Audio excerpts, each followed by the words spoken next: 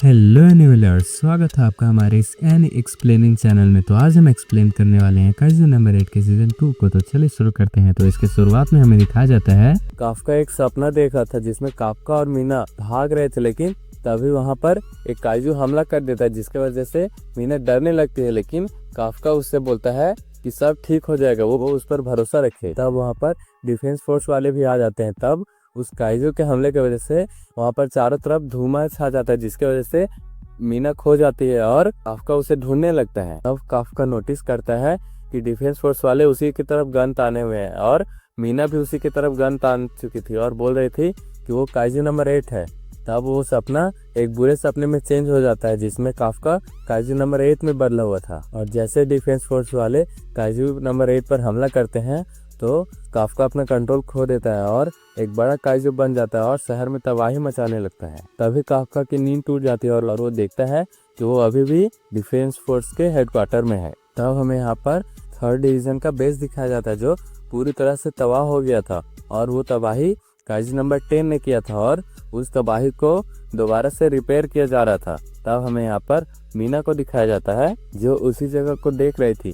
तभी वहाँ पर सोशिरो भी आता है जो मीना को बोलता है कि उसे सभी जानकारी मिल गई है कि काफका को बग्स दिया गया है और इस डिसीजन को लिए हुए 5 दिन हो गए हैं, लेकिन अभी भी वो लोग उसे वहीं पर पकड़ के रखे हुए हैं, लेकिन किसी को नहीं पता है कि आगे क्या होगा। तो मीना उसे थैंक्स बोलती है। तो यहाँ सोशिरो बोल रहा था कि सच में काइजू नंबर 8 ने बहुत ज्यादा तबाही मचाई है। तो मीना बोलती है कि आज हमारी यूनिट के सभी लोग नए यूनिट में जा रहे हैं ना। तो सोशिरो बोलता है कि हाँ वो लोग जा रहे हैं। जिसके बाद हमें इचिकावा और फुरुहाशी को देखते हैं जिन्हें एक ही यूनिट मिला हुआ था, लेकिन इचिकावा अभी भी काफका को लेकर परेशान हो रहा था। तो फुरुहाशी उसका मूड ठीक करने के लिए एक जगह पर रुक जाता है और फुरुहाशी अपनी फोटो खिंचवाने लगता है और मजे करने लगता है। तब यहाँ पर इचिकावा काफका के बारे में सोच रहा था कि उसने जो किया है वो करने के बाद तो वो एक आम डिफेंस फोर्स का मेंबर बन के तो नहीं रह सकता, लेकिन तभी उसे एक बात याद आती है जिसे सोचकर वो हंसने लगता है। तो फुरुहाशी इसके बारे में पूछने लगता है। तो इशिकावा बताने लगता है कि जब काफका पहली बार काइजू में कन्वर्ट हुआ था तो वो बोल रहा था कि क्या वो काइजू बनकर डिफेंस फोर्स में ज्वाइन हो सकता है। तो ये सुनकर फुरुहाशी भी हंसने लगता है। इसके बाद वो दोनों 4th डिवीजन के बेस के पास जाने लगते हैं और इशिकावा डिसाइड करता है कि वो काफका को बचाने के लिए और ज्यादा ताकतवर बनेगा। तब हम यहाँ पर डिफेंस फोर्स के हेडक्वार्टर को देखते हैं जहाँ पर किकुरू सबके मैसेज को देख रही थी और वो डिसाइड करती है कि उसे और भी ज्यादा ताकतवर बनना पड़ेगा ताकि जब काफका आउट ऑफ कंट्रोल हो जाए तो वो उसे रोक पाए। तभी वहाँ पर 1st डिवीजन का वाइस कैप्टन इजी आ जाता है क्योंकि किकुरू को 1st डिवीजन में भेज दिया गया था। जिसके बाद वो किकुरू को लेकर वहाँ से जाने लगता है और वो किकुरू को 1st डिवीजन के कैप्टन कैन के पास ले जाने लगता है। यहाँ पर किकुरू सोच रही थी कि 1st डिवीजन बहुत ही ज़्यादा ताकतवर है क्योंकि जब वो अमेरिका में थी तब भी 1st डिवीजन बहुत ही ज़्यादा ताकतवर है और ये बहुत ही अच्छा हुआ कि वो 1st डिवीजन में आ गए क्योंकि वो यहाँ पर अपने स्किल्स का बहुत अच्छे तरीके से प्रैक्टिस कर पाएगी। तब इजी जैसे ही किकुरू को कैन के पास ले जाता है तभी वहाँ पर हमें कैन को दिखाया जाता है जो गेम खेल रहा था, जिस वजह से किकुरू को कुछ समझ नहीं आता है। तो इजी कैन को एक लात मारता है और उसका गेमिंग सेटअप तोड़ देता है जो देखकर कैन गुस्सा होने लगता है। तो इजी बोलता है कि उसने बोला था ना कि किकुरू 2 बजे आ रही है इसलिए वो अपने रूम को साफ करके रखे। तो कैन बोलता है कि उसने बोला था कि रूम को साफ करके रखे, लेकिन वो उसकी मर्जी है कि वो अपने रूम को साफ करेगा या नहीं। तो इजी दोबारा से कैन को एक लात मारता है और उसे लेजी बोलने लगता है कि वो एक लेजी पर्सन है इसलिए वो अपने रूम का साफ सफाई नहीं करता है। कैन उसे बोलने लगता है कि ये उसकी मर्जी है कि वो अपने रूम की साफ सफाई कैसे करेगा और तुम ही हो एक जिसे इस रूम के साफ सफाई ना होने से प्रॉब्लम है, तो क्यों ना तुम ही इस रूम की साफ सफाई कर दो। तो इजी कैन को उठा लेता है और अपने साथियों से उस रूम की साफ सफाई करने के लिए बोलने लगता है जिसके लिए कैन मना करने लगता है। तब इजी कैन को किकुरू से मिलाने के लिए ले जाता है। तब किकुरू कैन को देखकर सोच रहे थे कि इसके लिए उसके मन में किसी भी तरह का रिस्पेक्ट नहीं आ रहा है, लेकिन तभी उसे याद आता है कि ये 1st डिवीजन का कैप्टन है इसलिए वो उसे रिस्पेक्ट देती है। लेकिन कैन बोलने लगता है कि उसे इन फॉर्मेलिटी की जरूरत नहीं है, उसे केवल एक ही चीज चाहिए। तो किकुरू बोलने लगती है कि आखिरकार उसे क्या चाह रही है, लेकिन तभी वहाँ पर काइजू अटैक का अलर्ट आने लगता है जिस वजह से कैन सबको तैयार होने के लिए बोलता है और किकुरू को भी अपने साथ ले जाने लगता है ताकि वो उनके फाइट को देखकर कुछ सीख सके।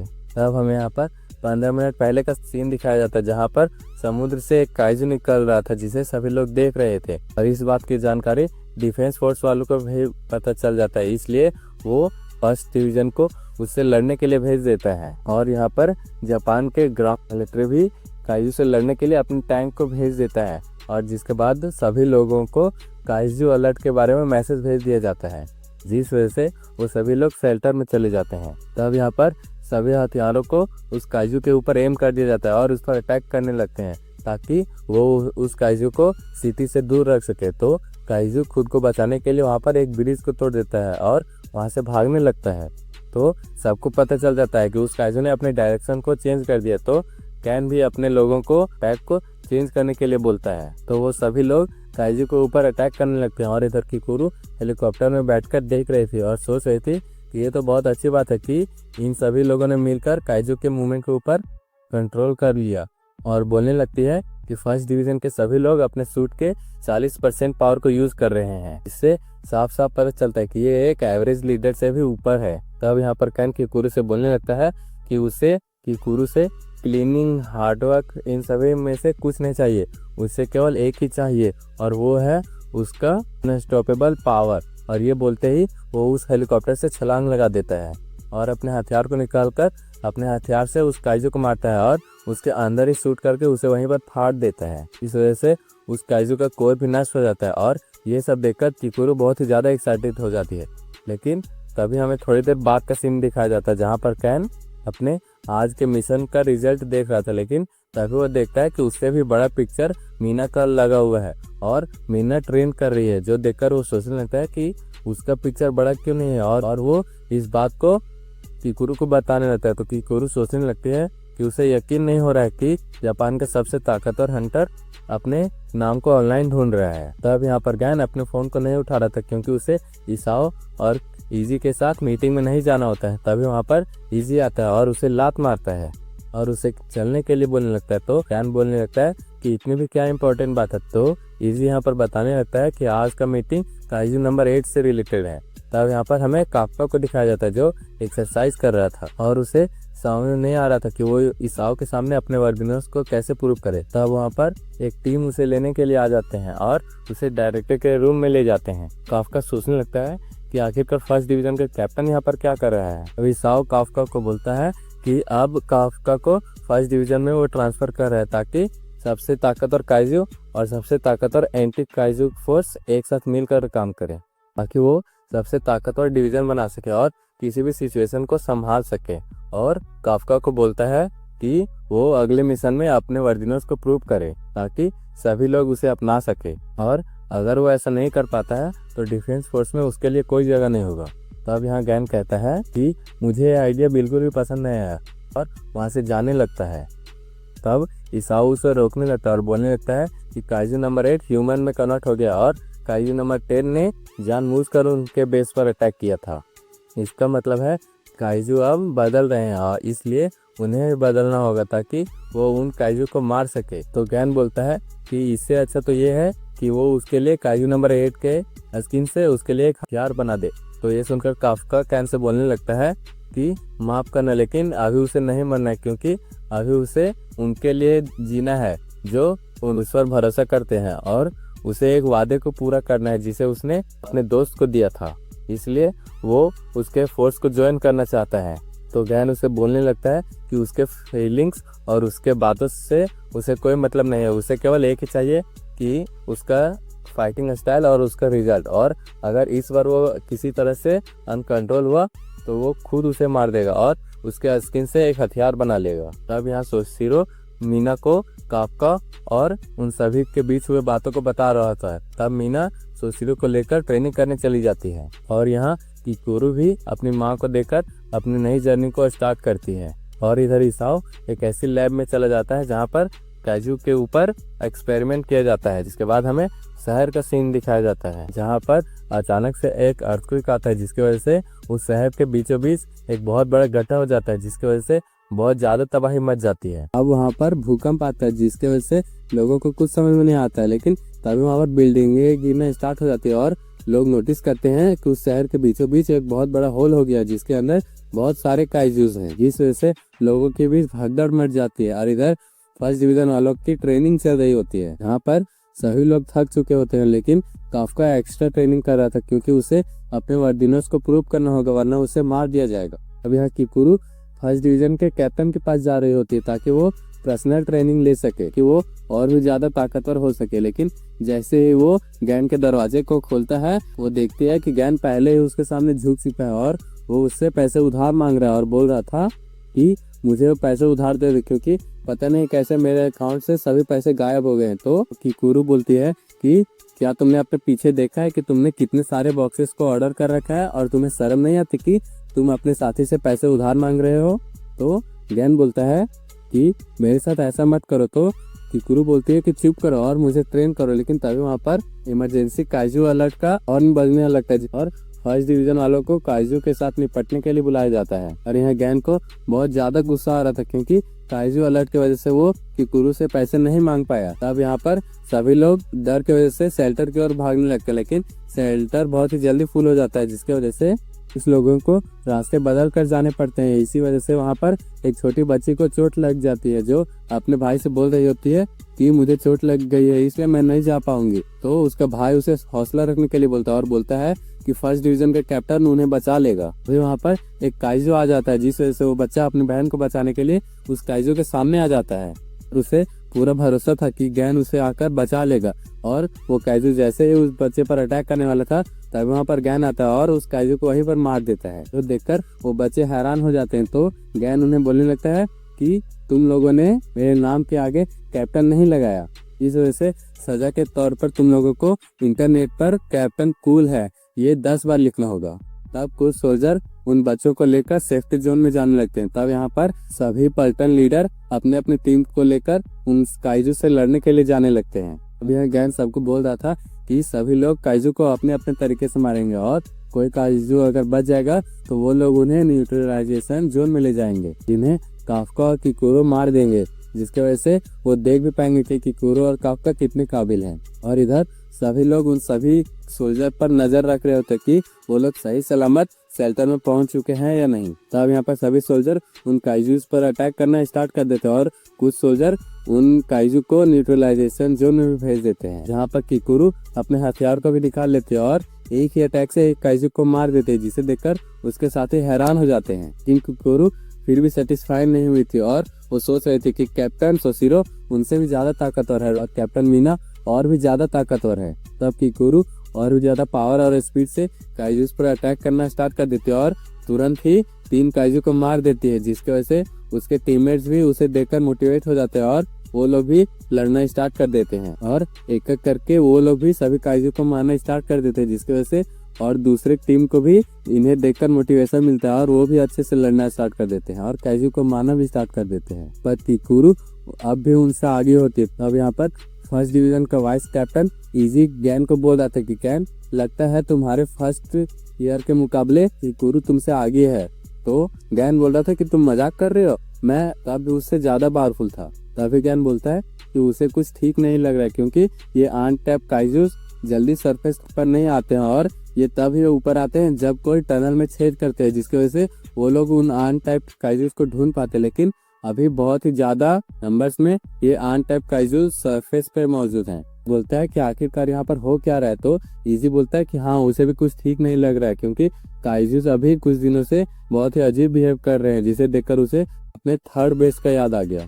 तो ज्ञान बोलता है कि हाँ, तुम ठीक बोल रहे हो और लगता है कि कोई और भी है जो इन्हें पीछे से ऑर्डर दे रहा है। अब यहाँ पर और भी काइजूस काफका की ओर बढ़ने लगते हैं, जो देखकर काफका डरने लगता है। यहाँ पर हेडक्वार्टर में सभी लोग ये देखने के लिए एक्साइटेड होते हैं कि अब काफका क्या करेगा। अब यहाँ पर काफका की टीम वाले भी काइजू से लड़ने के लिए तैयार हो जाते, तो काफका भी हिम्मत जुटाकर अपने बॉडी पार्ट्स को काइजू में कन्वर्ट करने में सक्सेसफुल हो जाता है और उन काइजूस पर अटैक कर देता है। पर काफका का हमला थोड़ा सा भी पावरफुल नहीं था। तब यहाँ पर किसी को समझ में नहीं आ रहा था कि काफका पूरी तरह से काइजू में कन्वर्ट क्यों नहीं हो पा रहा है। तो यहाँ काफका सोच रहा था कि मुझे लगा ही था कि मैं अपने बॉडी पार्ट्स को कन्वर्ट करके इनको नहीं हरा सकता, लेकिन मुझे डर है कि अगर मैं फिर दोबारा से आउट ऑफ कंट्रोल हो गया तो यहाँ पर बहुत सारे लोग मारे जाएंगे। लेकिन फिर भी वो सोचता है कि उसे अपने बॉडी पार्ट्स को कन्वर्ट करने होगा तभी वो मीना के साथ खड़ा हो सकता है। तो काफका पूरी तरह से काइजू नंबर 8 में कन्वर्ट हो जाता है, लेकिन तभी उसका कन्वर्टिंग फेल हो जाता है और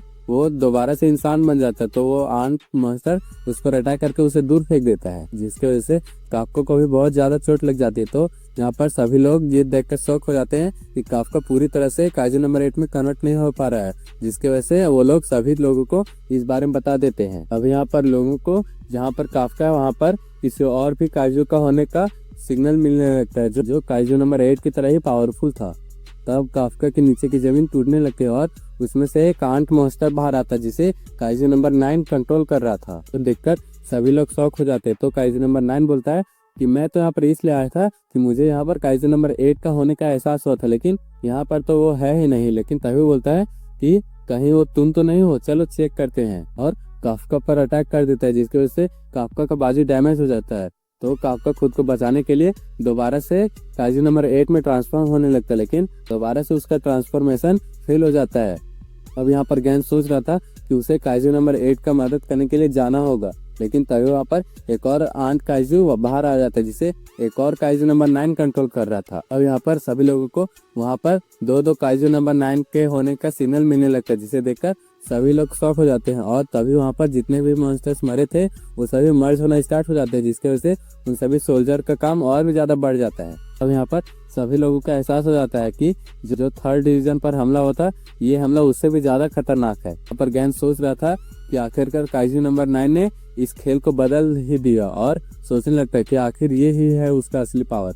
अब यहाँ पर काफका के टीममेट्स उन काइजूस पर अटैक करना स्टार्ट कर देते हैं, और जैसे उन्हें पता चलता है कि काफका ट्रांसफॉर्म नहीं हो पा रहा है तो वो लोग काफका को प्रोटेक्ट करना स्टार्ट कर देते हैं। लेकिन वो काइजू नंबर 9 उन सबको मार देता है, और वो डिसाइड करता है कि अब वो काइजू नंबर 8 को मार देगा और उसके पावर को भी हासिल कर लेगा, जिसके बाद वो काफका पर अटैक कर देता है। लेकिन काफका किसी तरह से उसके अटैक को डॉज करने में कामयाब हो जाता है, उसे छोटी सी चोट ही आई होती है। तभी वो आंट मास्टर काफका पर अटैक कर देता है और उसे दूर फेंक देता है। अब यहाँ पर काफका सोचने लगता है कि अगर इन मॉन्स्टर्स के अटैक को देखना मुश्किल है तो उनके अटैक से बचना भी मुश्किल है, और सोचने लगता है कि ये काइजू नंबर 9 तो सच में बहुत ही ज्यादा खतरनाक है। और वो सोचने लगता है कि उसे किसी भी तरह से करके काइजू नंबर 9 को हराना ही होगा, जिसकी वजह से वो दोबारा से ट्रांसफॉर्म होना स्टार्ट हो जाता है, लेकिन वो दोबारा से उसमें फेल हो जाता है। अब यहाँ पर हेडक्वार्टर में इताओ बोलता है कि इसाओ, तुम काइजू नंबर 8 को बचाने के लिए नहीं जाओगे, क्योंकि मुझे पता है कि तुमने यही सोचा था कि जब kaiju number 8 out of control हो जाएगा तो तुम ही उसे बचाने के लिए जाओगे। लेकिन ये याद रखना कि जिस वेपन को तुमने यूज किया था उससे तुम्हारी लाइफ एक्सपेंस कम हो जाती है, और ऊपर से तुमने उसे अभी अभी यूज किया था, इसलिए अगर तुमने दोबारा से उसे अभी यूज किया तो तुम मारे भी जा सकते हो, इसीलिए तुम उसे बचाने के लिए नहीं जाओगे। तो इधर काइजू नंबर 9 काइजू नंबर 8 पर अटैक करने के लिए तैयार हो जाता है। तो वहाँ पर किकुरु आके काइजू नंबर 9 को बीच से ही काट देती है। तो काइजू नंबर 9 पूछने लगता है कि आखिरकार तुम कौन हो। तो किकुरु बोलने लगती है कि ये जानने के लिए तुम्हें कोई जरूरत नहीं है, और बोलने लगती है कि तुम्हें इस वक्त मरना ही होगा, और अपने सूट के पावर को बढ़ाने लगती है। और इधर दूसरा काइजू नंबर 9 भी काइजू नंबर 8 को मारने के लिए जाने लगता है, लेकिन तभी वहाँ पर गैन आता है और उसे बोलने लगता है कि माफ करना, क्योंकि तुम यहाँ से नहीं जा सकते हो, क्योंकि तुम्हारे सामने एक कैप्टन खड़ा है। तो वो काइजू नंबर 9 गैन पर अटैक करता है, लेकिन गैन बड़े फुर्ती से उसके इस अटैक को डॉज कर लेता है और सीधा ही काइजू नंबर 9 पर अटैक कर देता है। और ये सब हेडक्वार्टर में सभी लोग देख रहे होते हैं, जहाँ पर इसाओ सोच रहा था कि ये ट्रेनिंग नेक्स्ट जनरेशन का है, इसलिए उन्हें खुद ही इस खतरे को सामना करना होगा। अब किकुरु के हमले से काइजू नंबर 9 खुद को हील कर रहा था, और किकुरु काफका से पूछ रहे थे कि क्या तुम कन्वर्ट हो सकते हो। तो काफका बोलता है कि नहीं, मैंने बहुत कोशिश की लेकिन मैं काइजू में कन्वर्ट नहीं हो पा रहा हूँ। वही किकुरु बोलती है कि कहीं इन सब का रीजन काइजू नंबर 9 तो नहीं है। तभी काइजू नंबर 9 उन सब पर अटैक कर देता है, जिससे वो दोनों डॉज कर लेते हैं। और किकुरु बोलती है कि मैं जब इसे जख्मी कर दूंगा और ये रीजनरेट कर रहा होगा तब तुम अपने ट्रांसफॉर्मेशन को चालू कर सकते हो, क्योंकि अगर काइजू नंबर 9 तुम्हारे ट्रांसफॉर्मेशन में बाधा बन रहा है तो जब ये रीजनरेट हो रहा होगा तब तुम दोबारा से ट्रांसफॉर्म हो सकते हो। और बोलती है कि हमें इस मॉन्स्टर से लड़ने के लिए तुम्हारे काइजू ट्रांसफॉर्मेशन की ज़रूरत है।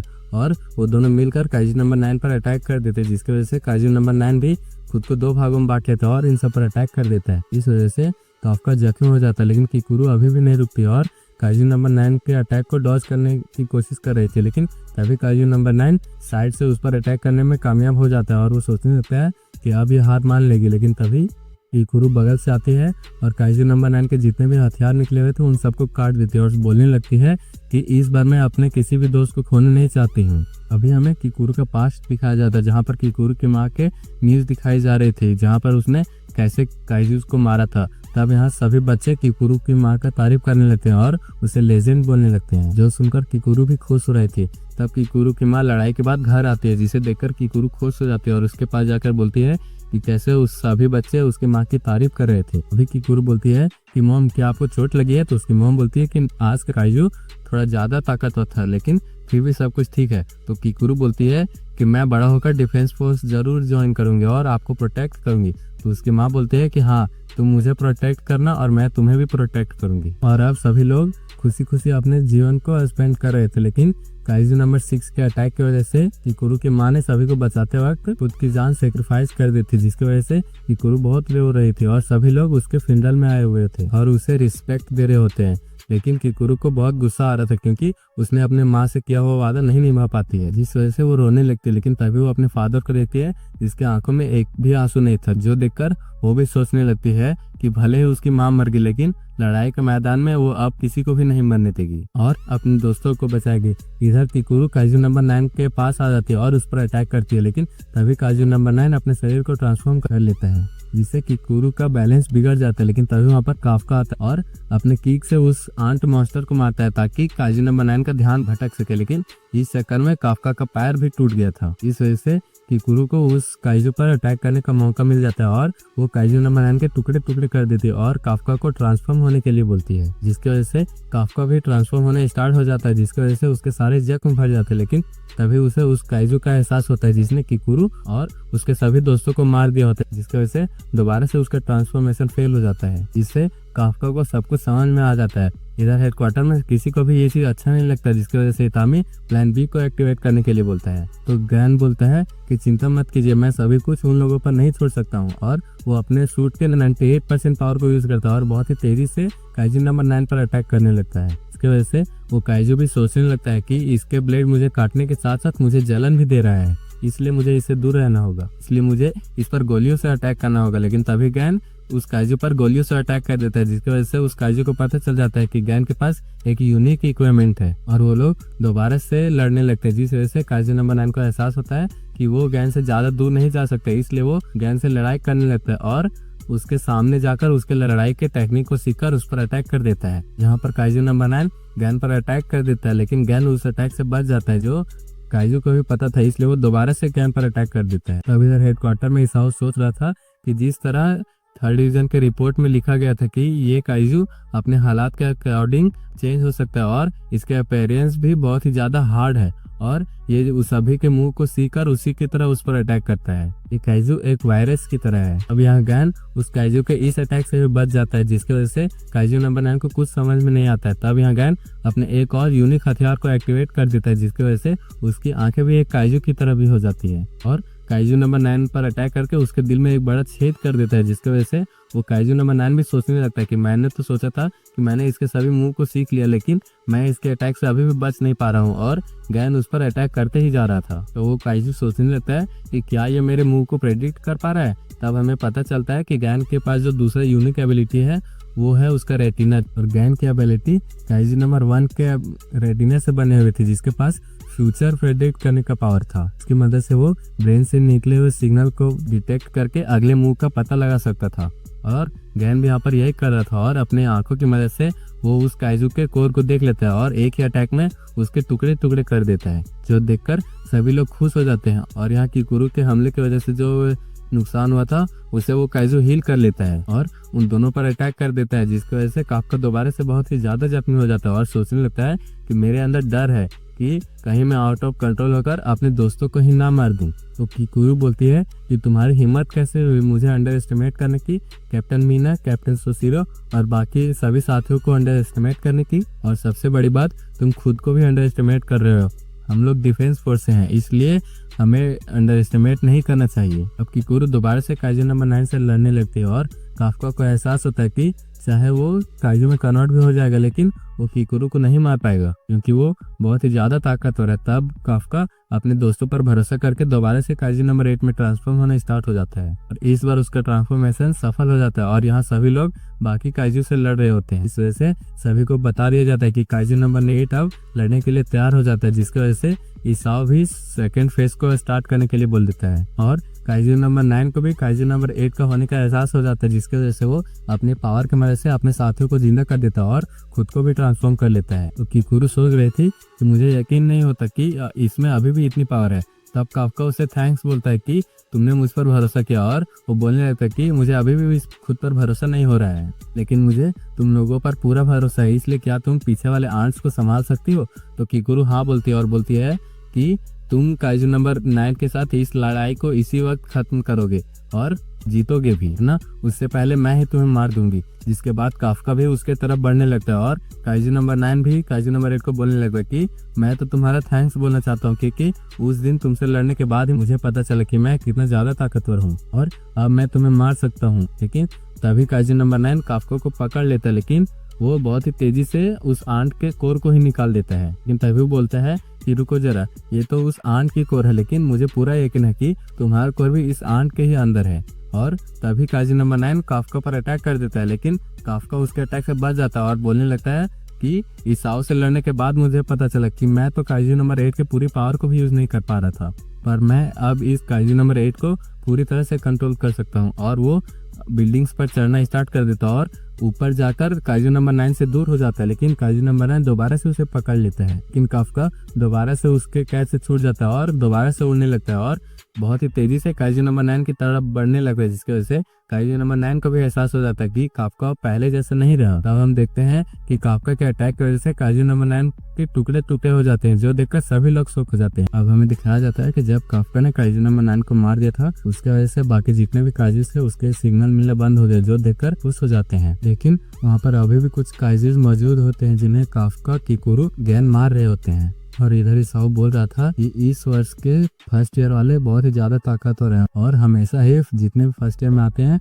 वो हमारे एक्सपेक्टेशन को बढ़ा देते हैं। तो ये देखकर एजी भी बोलने लगता है कि यहाँ पर एक ही काइजू 2 तरह के थे, लेकिन फिर भी यहाँ पर बहुत ही कम डैमेज हुआ है और अब सभी काइजू मारे जाते हैं, जिसकी वजह से किकुरु, काफका और गैन को इसके लिए बधाई दिया जा रहा था, जिसकी वजह से किकुरु के आंखों में आंसू आ जाते हैं। लेकिन यहाँ पर गैन को इसमें कुछ गड़बड़ी लग रही होती है और सोच रहा था कि काइजू नंबर 9 ने बोला था कि वो काइजू नंबर 8 को मारकर उसकी पावर को हासिल करना चाहता, लेकिन इसका मतलब क्या था या उसका कोई और प्लान था। लेकिन तभी हमें हेडक्वार्टर में दिखाया जाता है, जहाँ पर एक और काइजू होने का सिग्नल मिलने लगता है और इस सिग्नल का सुनकर सभी लोग हैरान हो जाते हैं और सोचने लगते हैं कि यहाँ पर और किस काइजू का सिग्नल मिल रहा है। और वहाँ पर काफका के पास जो काइजू नंबर 9 था वो काफका को बोल रहा था कि बहुत ही अफसोस की बात है कि मैंने तुम्हारी पावर नहीं ले पाया, लेकिन मैं अपने दूसरे ऑब्जेक्टिव को जरूर हासिल करूंगा और उसके बाद में तुम्हारी पावर को हासिल करूंगा। तब काफका को समझ में आ जाता है कि जिन काइजू से वो लोग लड़ रहे थे वो असल में काइजू नंबर 9 की बॉडी नहीं थी और उसकी असल बॉडी तो हेडक्वार्टर के पास है और काइजू नंबर 9 का असली टारगेट तो डायरेक्टर ईसाओ है, जिससे वो काइजू नंबर 2 के पावर को हासिल करना चाहता है। तब काइजू नंबर 9 हेडक्वार्टर में आ जाता है, जिसे देखकर डायरेक्टर ईसाओ सभी लोगों को हेडक्वार्टर से बाहर निकलने के लिए बोलने लगता है। फिर काइजू नंबर 9 वहाँ पर एक बंदे पर अटैक कर देता है, लेकिन डायरेक्टर ईसाओ उसे बचा लेता है और सभी को उस जगह को खाली करने के लिए बोलता है, लेकिन उस अटैक की वजह से वहाँ का टैंक भी उड़ जाता है। तब डायरेक्टर ईसाओ काइजू नंबर 2 के वेपन को पहन लेता है और काइजू नंबर 9 बोलने लगता है कि मुझे यकीन नहीं होता बेटा और गामा इतनी आसानी से हार गए, जबकि वो तो मेरे पहले वर्जन जितने ताकतवर थे। और ईसाओ बोलता है तो मैंने इस चीज की तैयारी पहले ही कर लिया था। इसके बाद वो दोनों ही अपने पंचेस को एक दूसरे से टकराते हैं, जिसकी वजह से वहाँ का सारा चीज उड़ जाता है। तब एजिक बोलने लगता है कि 3rd डिवीजन के रिपोर्ट के मुताबिक काइजू नंबर 9 का फोर्टीट्यूड लेवल 8.5 है, यानी ईसाओ उसे रोक सकते हैं। लेकिन काइजू नंबर 9 ईसाओ पर भारी पड़ रहा था, जिसकी वजह से ईसाओ के एक हाथ से ब्लड भी आने लगता है। तब काइजू नंबर 9 दोबारा से ईसाओ पर अटैक करता है, लेकिन ईसाओ उसके अटैक को रोक लेता है। तो बोलता है कि तुम चाहे जितने भी ताकतवर हो, लेकिन आज मैं तुम्हें मार के ही रहूंगा, जिसकी वजह से काइजू नंबर 9 का एक हाथ डैमेज भी हो जाता है। तो कीरा बोलता है कि डायरेक्टर ईसाओ यहाँ पर जितने भी लोग थे वो सभी लोग यहाँ से निकल चुके हैं, इसलिए आपको भी अब यहाँ से जाना चाहिए। लेकिन ईसाओ बोलते हैं ये बिल्कुल पॉइंटलेस है, क्योंकि काइजू नंबर 9 के पास मुझे लोकेट करने की पावर है, इसलिए मैं यहाँ से नहीं जा सकता हूँ और तुम यहाँ से चले जाओ। अब हमें दिखाया जाता है कि कीरा बचपन से ही डायरेक्टर ईसाओ का फैन था और वो उसी के बताए हुए रास्ते पर चलता था, जिसकी वजह से अभी भी वो उसका साथ देना चाहता था। इसलिए वो बोलता है कि मैं बचपन से ही आपका साथ देना चाहता था, इसलिए मैं अभी यहाँ से नहीं जा सकता हूँ। तो डायरेक्टर इसाओ बोलते हैं तो ठीक है, तुम यहीं रहो और मेरी मदद करो इससे हराने में। और तब डायरेक्टर इसाओ अपने सूट के पावर को एक्टिवेट कर देता है। इसकी वजह से कीरा बोलता है कि अगर कोई भी ह्यूमन अपनी सूट के पूरे पावर को एक्टिवेट कर देता है तो उसकी वजह से उसका लाइफ स्पैन कम हो जाता है, लेकिन उस वजह से उस इंसान को जो पावर मिलती है वो एक दाई काइजू के बराबर होती है। अब इसाओ और काइजू नंबर 9 दोबारा से एक दूसरे को पंचेस मारते हैं, लेकिन इस बार हमें दिखाया जाता है कि इसके वजह से उन दोनों को ही चोटें लगती है, जिसके बाद वो दोनों एक दूसरे से लड़ने लगते हैं। लेकिन डायरेक्टर इसाओ इस बार उसके मुंह को तोड़ने में कामयाब हो जाता है, लेकिन इससे काइजू नंबर 9 को कोई फर्क नहीं पड़ता और वो बहुत ही तेजी से इसाओ पर अटैक करता है, जिसकी वजह से इसाओ सोचने लगता है ये बहुत ही ज्यादा पावर है और इसके सभी पंचेस ये बता रहे हैं कि अब मैं पहले से ज्यादा कमजोर हो चुका हूँ और अब मैं वैसा नहीं रहा जितना ताकतवर मैं तब था जब मैं अपनी बीवी के साथ मिलकर लड़ता था। के बाद हमें दिखाया जाता है कि इसाओ बहुत ही ज्यादा जख्मी हो जाता है, जिसकी वजह से कीरा उसके सूट को मैनेज करने की कोशिश कर रहा था ताकि उससे जो जख्म मिले हैं वो कम हो सके, और बोलने लगता है कि अगर ऐसा ही चलते रहा तो कैप्टन गैन के आने तक डायरेक्टर इसाओ नहीं बचेंगे।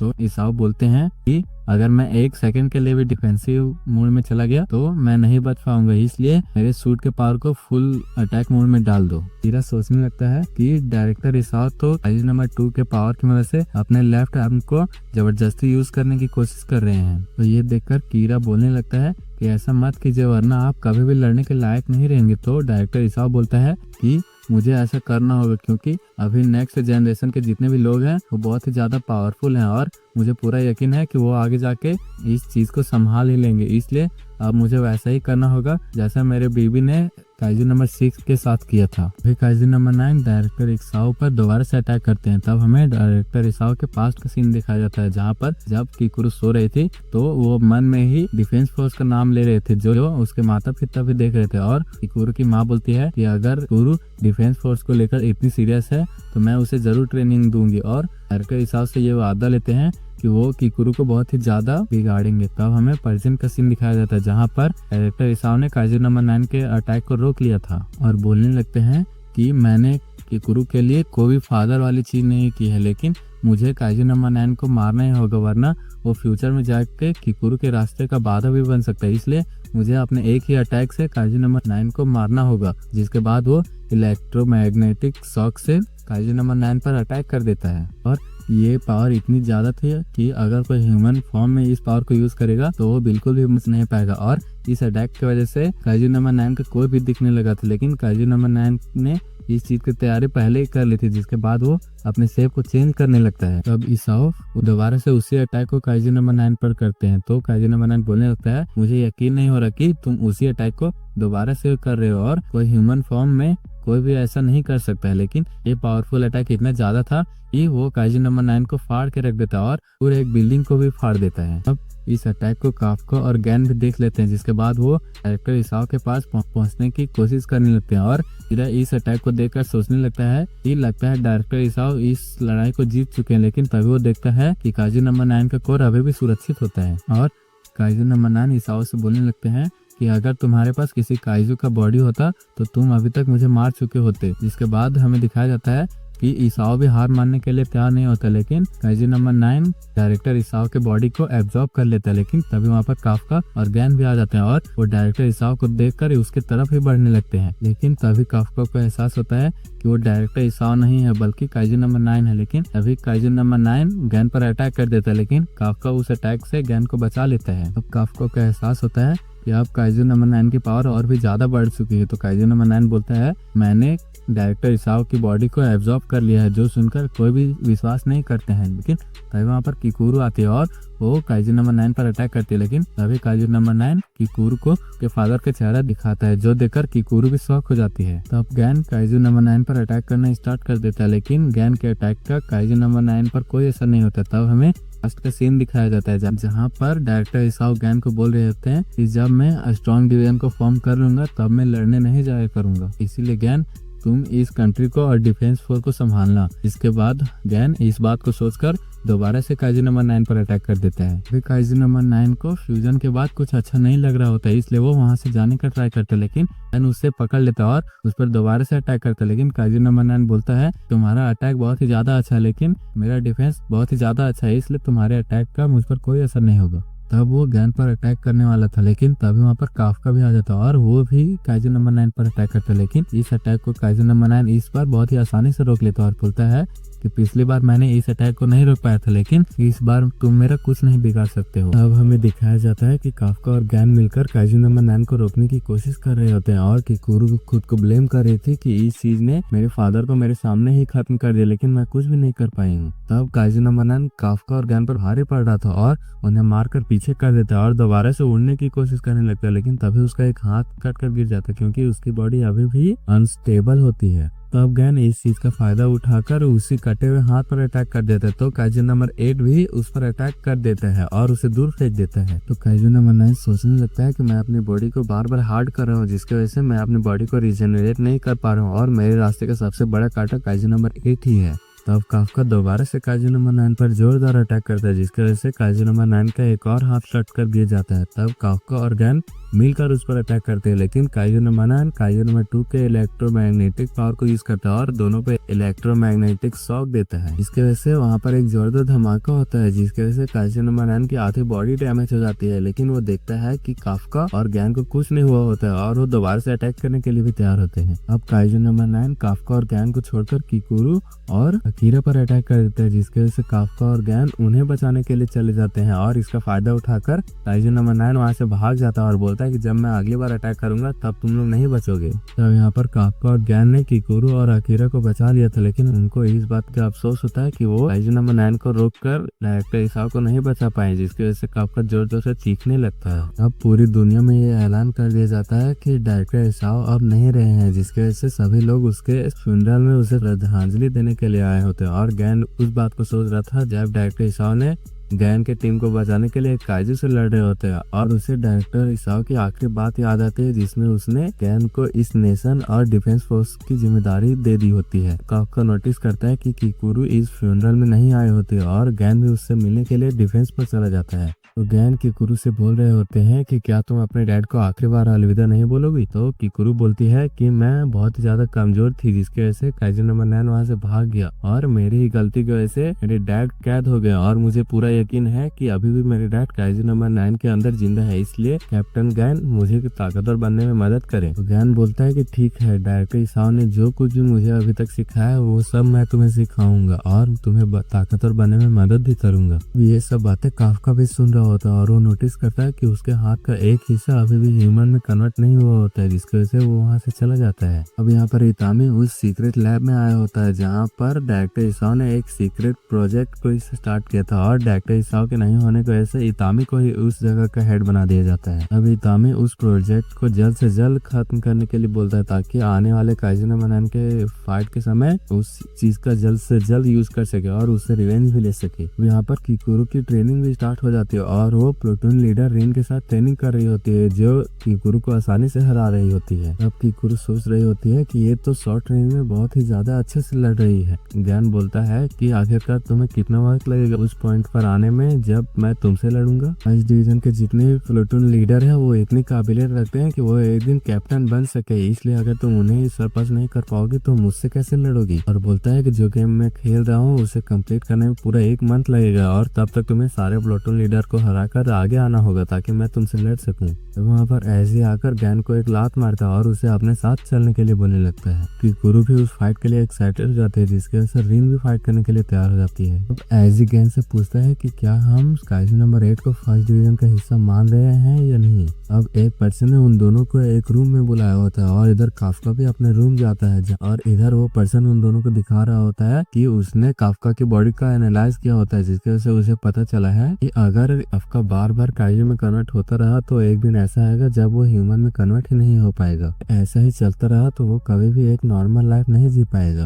अब इधर काफ्का अपने रूम की साफ सफाई कर रहा होता है और डिफेंस फोर्स उस पर नजर रख रहे होते हैं। तब काफ्का को याद आता है कि उसे एक और भी जगह जाना है, जिसकी वजह से वो डिफेंस फोर्स के साथ उस जगह पर जाने लगता है जहाँ पर उसकी पुरानी टीम सभी काइजूस की अड़ी को ठिकाने लगा रहे होते हैं। काफ्का वहाँ पर अपने पुराने दोस्तों से मिलता है जो काफ्का को देखकर बहुत ही ज्यादा खुश होते हैं और काफ्का यहाँ पर उनके कुछ पुराने चीजों को देने आया होता है और काफ्का इन चीजों को देखकर उसे पुराने दिनों की याद आ जाती है। काफ्का दोबारा से मशीन उठा लेता है और उन काइजूस को आसानी से काटने लगता है, जिसे देखकर सभी लोग शॉक हो जाते हैं। अब इचिताका कहता है कि जब से तुम निकले हो तब से ये सभी काम मुझे ही करने पड़ रहे हैं और काइजू को मुझे ही काटना पड़ रहा है। काफ्का बोलने लगता है कि आखिरकार तुम्हें एहसास हो ही गया कि मैं टीम के लिए कितना ज्यादा इम्पोर्टेंट था। बोलने लगता है कि तुम सही बोल रहे हो, तुम दोबारा से वापस क्यों नहीं आ जाते? वैसे भी डिफेंस फोर्स में तुम सबसे नीचे हो, इसलिए तुम यहाँ पर वापस क्यों नहीं आ जाते हो? हाँ, तुम टीम के स्टार बन सकते हो। तो टोकुडा इची पर पानी फेंकने लगता है उसकी बकवास को बंद कर सके। तब शाम तक का उनकी मदद कर कर वहाँ से चला जाता है। तब ये लोग सोचने लगते हैं कि आखिरकार अब क्या होगा। तब वो लोग सोचने लगते हैं पहले डायरेक्टर इसाओ के होने की वजह से वो एक हीरो कहलाते थे, लेकिन अब वो नहीं रहे, जिसकी वजह से ये जगह बहुत ज्यादा खतरनाक हो चुकी है। तो क्या हमें इस जगह से निकल जाना चाहिए? वो बोलता है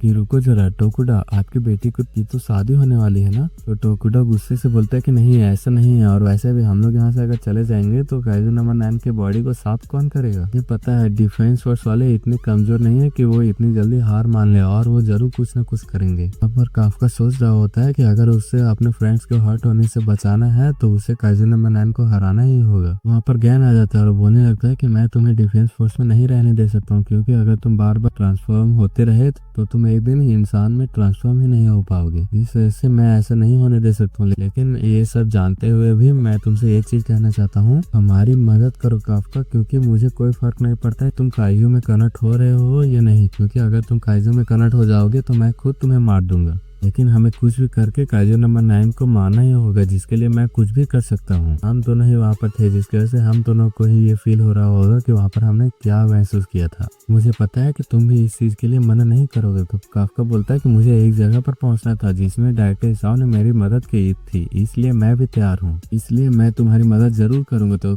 ज्ञान बोलता है कि तो ठीक है, चलो डिफेंस फोर्स में तुम्हारी जरूरत है। अब डिफेंस फोर्स में काइजू नंबर 9 से लड़ने के तैयारी हो रहे होते हैं। अब यहाँ पर सोशिरो काइजू नंबर 10 के बाकी बचे हुए बॉडी को देखने चला जाता है, जहाँ पर काइजू नंबर 10 के बॉडी काफी बुरी हालत में थे, फिर भी वो 5.7 फॉर्टिट्यूड की एनर्जी रिलीज कर रहा था, जिसकी वजह से सभी लोग डर जाते हैं। सोशिरो बोलने लगता है कि इससे डरने की जरूरत नहीं है। तो काइजू नंबर 10 बोलने लगता है कि तुम्हें देख के ही लगता है कि तुम सबसे अलग हो, काश मैं उस टाइम जीत गया होता। तो सोशिरो बोलता है कि मैं यहाँ पर पुरानी बातों को दोहराने के लिए नहीं आया हूँ, मैं यहाँ पर काइजू नंबर 9 के बारे में जानने के लिए आया हूँ। तो काइजू नंबर 10 बोलता है कि हाँ, मैं इसके बारे में बता सकता हूँ, क्योंकि ये मेरा क्रिएटर ही तो है, लेकिन इसके बदले मैं चाहता हूँ कि तुम मुझे यहाँ से बाहर निकालो ताकि मैं तुमसे लड़ सकूं। तो सोशिरो बोलता है ऐसा मैं नहीं कर सकता हूँ, क्योंकि तुम्हारा कोर काफी ज्यादा डैमेज हो चुका है। काइजू नंबर 10 बोलता है कि मैं जानता हूँ, लेकिन मैं चाहता हूँ कि तुम मेरी बॉडी को एक वेपन में कन्वर्ट कर दो और उसे तुम यूज करो ताकि मैं तुम्हारी बॉडी पर कब्जा कर सकूं। अब कानोमी ऐसा करने से सोशिरो को मना करने लगते, क्योंकि अभी तक किसी भी इंटेलिजेंट काइजू को वेपन में कन्वर्ट नहीं किया गया होता और इससे क्या होगा ये किसी को भी नहीं पता था। काइजू नंबर 10 बोलता है कि मुझे तुमसे लड़ने में काफी मजा आया। तो सोशिरो बोलता है कि मुझे तुमसे लड़ने में बिल्कुल भी मजा नहीं आया। तो काइजू नंबर 10 बोलता है मैं जानता हूँ कि तुम्हें भी मुझसे लड़ने में काफी ज्यादा मजा आया था, कि तुम भी जानते हो कि अगर कोई तुम्हें कड़ी टक्कर दे तो उससे लड़ने में कितना ज्यादा मजा आता है। अब सोशिरो लैब से बाहर आ जाता है और कानोमी को बताता है कि वो बहुत ही ज्यादा डर गया था, इसलिए वो काइजू नंबर 10 को इक्विप नहीं करेगा। लेकिन फिर भी सोशिरो काइजू नंबर 10 से लड़ना चाहता था और वैसे भी उससे काइजू नंबर 9 की जानकारी चाहिए थी, जिसकी वजह से वो बात उसे माननी ही पड़ती है। इसकी वजह से वो हाँ बोलता है और मीना भी इस चीज के लिए मान जाती है। तो सोशिरो काइजू नंबर 10 को इस बारे में बताने लगता है और वादा करता है कि वेपन बनने के बाद भी काइजू नंबर 10 सोशिरो को बॉडी पर कब्जा नहीं कर पाएगा। अब इधर किकुरो और काफ्का को पता चलता है कि सोशिरो यहाँ पर काइजू नंबर 9 के बारे में डिस्कस करने के लिए आ रहा है, जिसकी वजह से काफ्का सोचने लगता है कि उससे सोशिरो से अभी माफी मांगनी है, ये बात छुपाने के लिए कि वो काइजू नंबर 8 है। अब एज यहाँ पर गैन के बारे में पूछने लगता है और उसे जैसे ही पता चलता है कि गैन सभी प्लूटून लीडर के साथ कहीं पर गया हुआ है, वो समझ जाता है कि वो फर्स्ट डिवीजन के पास गया हुआ, क्योंकि फर्स्ट डिवीजन और थर्ड डिवीजन के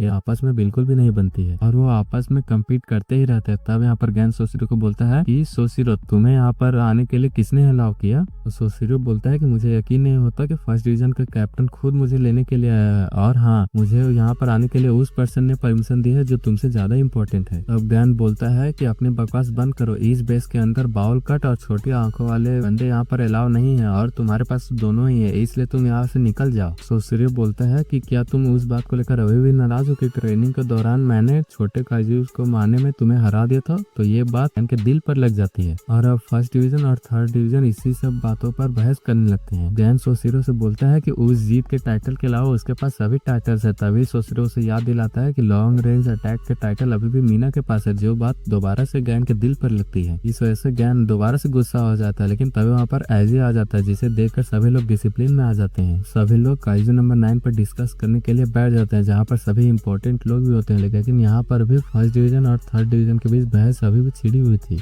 अब फोर्थ डिवीजन का कैप्टन उस बहस को बंद करवाने लगता है, लेकिन दारू पीने के चक्कर में वो खुद ही पकड़ा जाता है। और अब सोशिरो अपनी स्पीच को स्टार्ट कर देता है और बोलता है कि हमें अब न्यू इन्फॉर्मेशन मिली है, जिसके मुताबिक काइजू नंबर 9 को एक अकेले डिवीजन नहीं रोक सकती है। और ये बात उसे काइजू नंबर 10 ने बताई है और उसने ये भी बताया है कि काइजू नंबर 10 को काइजू नंबर 9 ने ही बनाया था। इसे सुनकर सभी लोग हैरान हो जाते हैं और सोशिरो बोलता है कि काइजू नंबर 9 पहला ऐसा काइजू है जिसके पास ताकतवर काइजूस को बनाने का भी एक्सपीरियंस है और ताकत है। तो काइजू नंबर 10 ने ये भी बताया कि वो एक प्रोटोटाइप काइजू है और उससे भी ताकतवर चीज अभी आने वाली है। इस टाइम जापान की डिफेंस फोर्स एक टाइम पर 5 ताकतवर काइजू से ही लड़ सकती है और अगर उन काइजूस के फोर्टिट्यूड लेवल 9 से ऊपर हुआ तो ये नंबर डिक्रीज भी हो सकती है। इसलिए अगर काइजू नंबर 9 ने और भी पावरफुल काइजूस को क्रिएट किया तो उसे रोकना हमारे लिए मुमकिन नहीं है। इसके वजह से ये कंट्री भी तबाह हो सकती है। तो जुगु सोशिरो से पूछने लगता है कि क्या ये इन्फॉर्मेशन सच है? सोशिरो उसे पिछले 10 सालों का डाटा दिखाता है, जिससे ये साबित होता है कि ये इन्फॉर्मेशन सच है। सोशिरो बोलता है कि हमें नहीं पता कि काइजूस कैसे आए हैं, लेकिन टेक्टोनिक फॉल्ट्स की वजह से जो एनर्जी निकली थी उसने जियोलॉजिकल मटेरियल्स पर असर किया था और उसी वजह से काइजूस बने थे। और हमें ये लगता है काइजू नंबर 9 उसी प्रोसेस पर इंटरफेयर करके काइजूस को क्रिएट कर रहा है। हमें नहीं पता है कि काइजू नंबर 9 अभी कहाँ है, लेकिन अगर उसे मल्टीपल काइजूस को क्रिएट करने के लिए पावर चाहिए तो वो जरूर फिलीपींस और यूरेनियम फ्लेट्स के बीच में ही होगा और वहां तक हम पहुंच सकते हैं। तभी एक बोलता है कि वहां तक पहुंचने में तो हमें काफी टाइम लग जाएगा। तो दूसरा बोलता है कि तो हम उस चीज का इंतजार करेंगे जब काइजू नंबर 9 खुद हम पर अटैक करेगा। मीना बोलने लगती है कि काइजू नंबर 9 जिस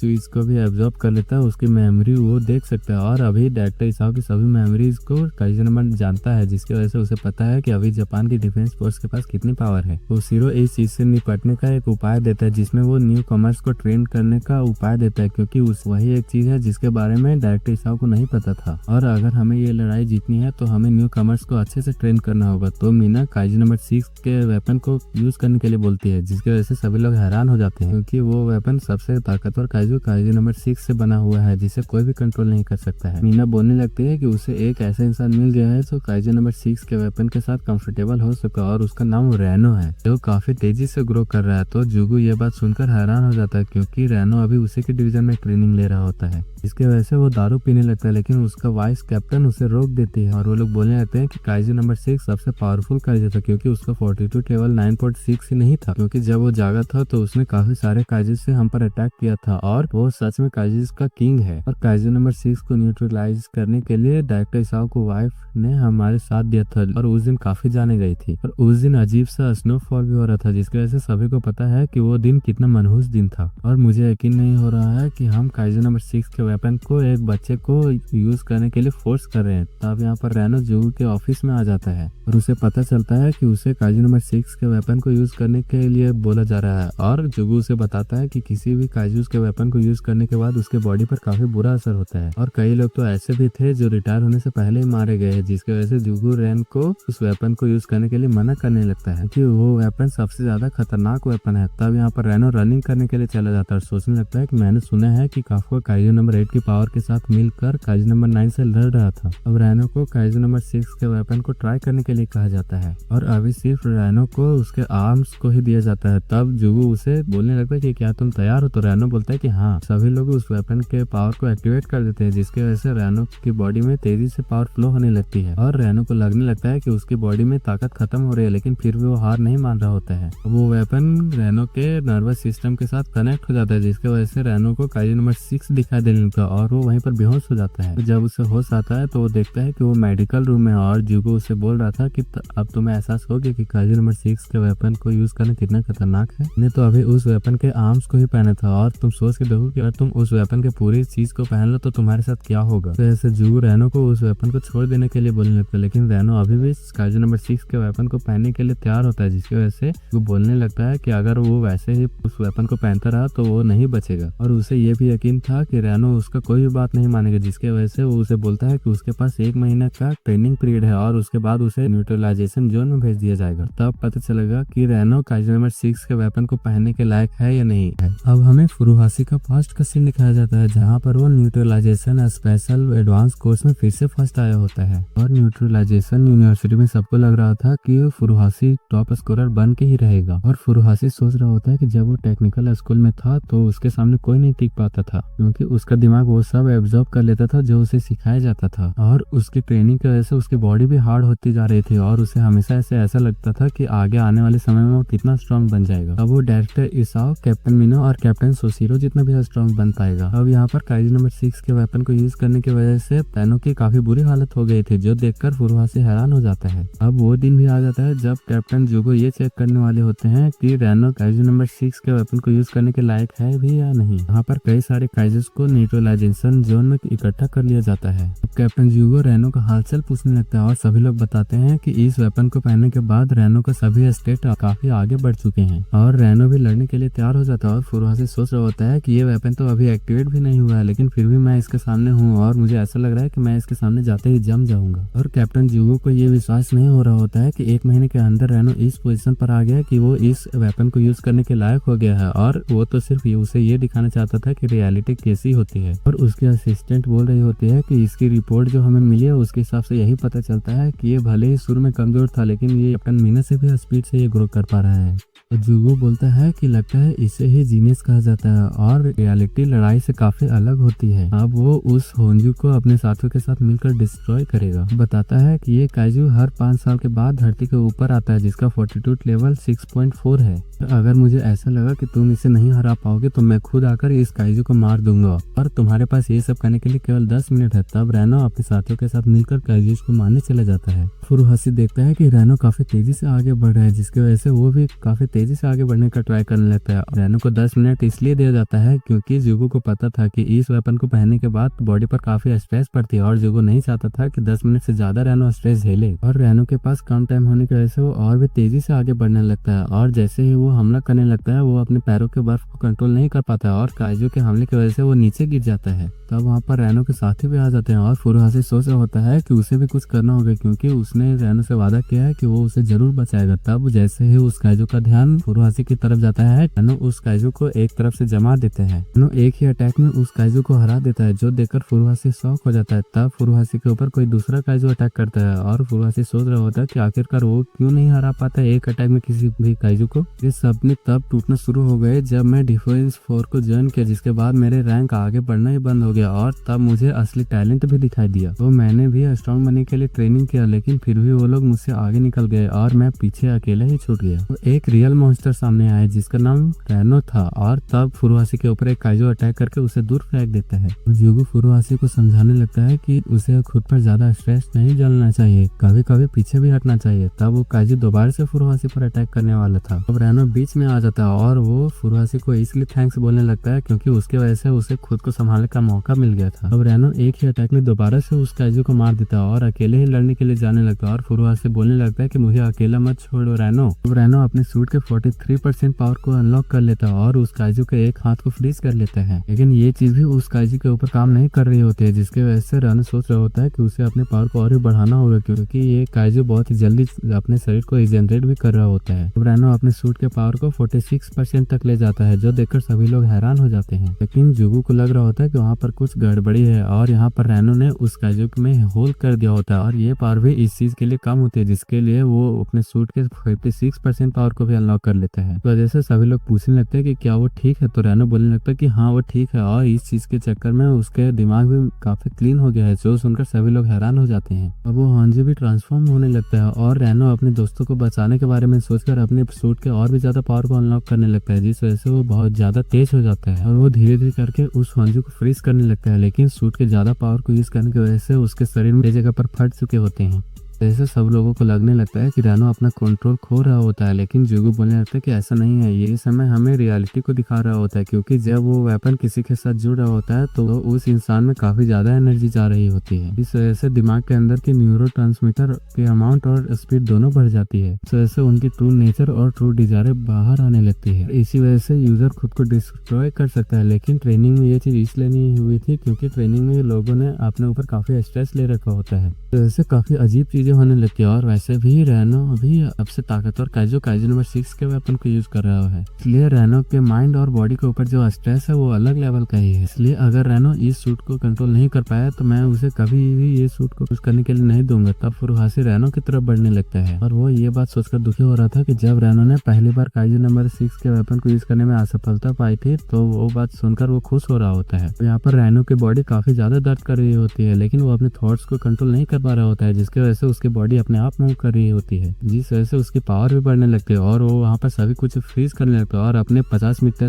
के रेडियस में सभी को फ्रीज कर देता है और सभी काइजूस को मार देता है कि वो इस हांजू को मार सके। और यहाँ पर इस हांजू को 35% बॉडी फ्रीज हो चुकी होती है। इस चक्कर में रैनो के 16 मसल्स फट चुके होते हैं, साथ ही उसे 4 बोन फ्रैक्चर भी आई होती है। तो यहाँ पर रैनो का टांग भी टूट जाता है, जिस वजह से जुगू डिसाइड करता है कि वो खुद लड़ने जाएगा और वो रैनो को रुकने के लिए बोलता है और खुद वहाँ पर जाने के लिए तैयार होने लगता है। रैनो सोचने लगता है कि मैं बहुत ही ज्यादा कमजोर हूँ और इस तरह तो मैं अपने दोस्तों को बचा भी नहीं पाऊंगा। तब यहाँ पर फुरुहाशी उस बर्फ की दीवार को तोड़कर अंदर आ जाता है और जुगू से थोड़ा और टाइम मांगने लगता है, लेकिन जुगू उसे वहां से बाहर निकलने के लिए बोलने लगता है। लेकिन फुरुहाशी अपने सूट के पावर से ज्यादा स्पीड तेज भाग रहा होता है, जिसकी वजह से जुगू भी हैरान हो रहा होता है कि फुरुहाशी तो अपने सूट के केवल 24% पावर को ही यूज कर सकता है। और फुरुहाशी सोच रहा होता है कि रैनो तो सच में काफी कमाल का बंदा है, हमेशा से ही ऑनेस्ट और हार्डवर्किंग बंदा रहा है और उसे अपने साथियों का भी काफी परवाह होती है।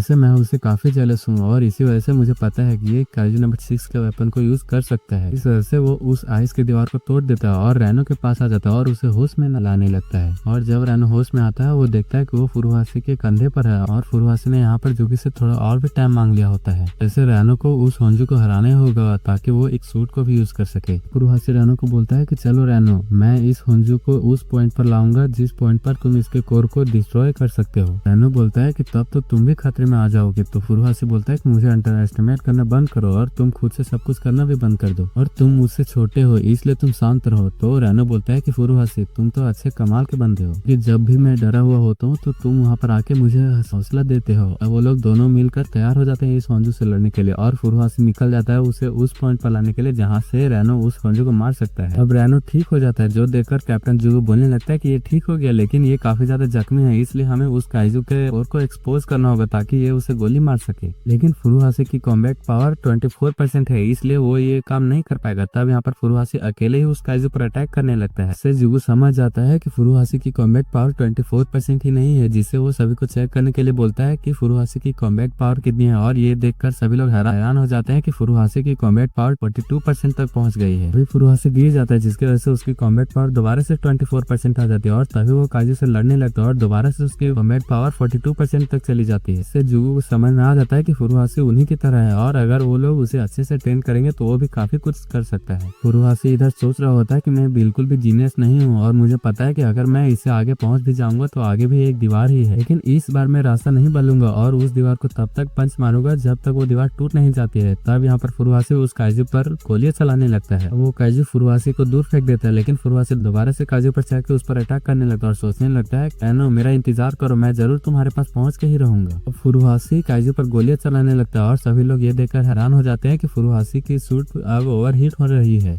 फुरुहाशी उस जगह पर गोलियां बार बार चलाने लगता है जहाँ पर वो जख्मी होता है और गोलियां बार बार चलाने की वजह से उस काइजू का कोर दिखने लगता है, जिससे रैनो को उस पर अटैक करने का मौका मिल जाता है और वो एक ही अटैक से उस काइजू को मार देता है, जिसे देखकर जुगो भी हैरान हो जाता है। और उसकी और किकुरो की माँ हिकारी की बात याद आने लगती है, जहाँ पर हिकारी उसे मिलने के लिए आई होती है और बताती है कि उसे नंबर 4 वेपन के लिए चुना गया है और अगर वो उस टेस्ट में पास हो जाएगी तो उसे नंबर 4 वेपन को यूज करने के लिए दे दिया जाएगा। इसलिए वो यहाँ पर जुगो से ये पूछने के लिए आई है कि क्या वो नंबर 4 वेपन के लायक है भी या नहीं। जुगो सोचने लगता है कि अगर मैं उस टाइम तुम्हें मना कर देता तो क्या तुम अभी भी जिंदा होती। और यहाँ पर फुरुहाशी और रैनो उस काइजू को मारने के बाद काफी खुश हो जाते हैं और उनकी टीम भी काइजू को मारने की वजह से काफी खुश हो जाते हैं और जुगो रैनो और फुरुहाशी की दोस्ती को देखकर इमोशनल हो जाता है। सोचने लगता है कि अगर मैं उस टाइम उसके साथ लड़ पाता या उसे वहां जाने से मना कर पाता तो अभी वो जिंदा होती। तब जुगो रैनो को बोलने लगता है कि तुम इस टेस्ट में पास हो चुके हो, इसलिए तुम इस कंट्री के फ्यूचर को डिफेंड कर सकते हो। इससे रैनो और फुरुहाशी दोनों ही हैरान हो जाते हैं और खुश हो जाते हैं और जुगो की असिस्टेंट बोलने लगती है कि क्या ये सही रहेगा, क्या आपको पूरा यकीन है, आपको ये नहीं बताना चाहिए उसे कि वो अपने सेंस ऑफ रिस्पॉन्सिबिलिटी की वजह से वो खुद को भी सेक्रीफाइस कर सकता है। जुगो बोलता है कि मुझे ये करने की जरूरत नहीं है क्योंकि फुरुहाशी ने खुद उसे ये बात समझा दी है। तब कैप्टन मीना जुगो से फोन लगाती है ताकि वो रैनो के बारे में जान सके और जुगो उसे बताता है कि रैनो काइजू नंबर 6 के वेपन को यूज करने के लिए एकदम परफेक्ट है और कैप्टन मीना बोलने लगती है कि ये बात है क्योंकि मैं अपनी टीम के मेंबर्स को मरते हुए नहीं देखना चाहती हूँ, इसलिए मैं ये जानना चाहती थी कि आप इसके बारे में क्या सोचते हैं क्योंकि आप उनमें से एक हो जो नंबर्स वेपन को यूज करने के लिए सबसे सही लड़के को चुनते हो। जुगो बोलता है कि ये बहुत अजीब टाइम है कि कोई ऐसा मिला है जो काइजू नंबर 6 के वेपन को यूज कर सकता है और कोई ऐसा भी है जो जिसके पास सेम एबिलिटी है और वो दोनों ही मेरे सामने ही है, इसलिए मैं उन्हें वो सब सिखाऊंगा जो मैं उन्हें सिखा सकता हूँ और उन्हें वो वॉरियर बनाऊंगा जिसे देखकर तुम भी हैरान हो जाओगी। इधर इजुमी और आओई भी ये देखकर हैरान हो जाते हैं कि रैनो को काइजू नंबर 6 वेपन को यूज करने के लिए चुन लिया गया है।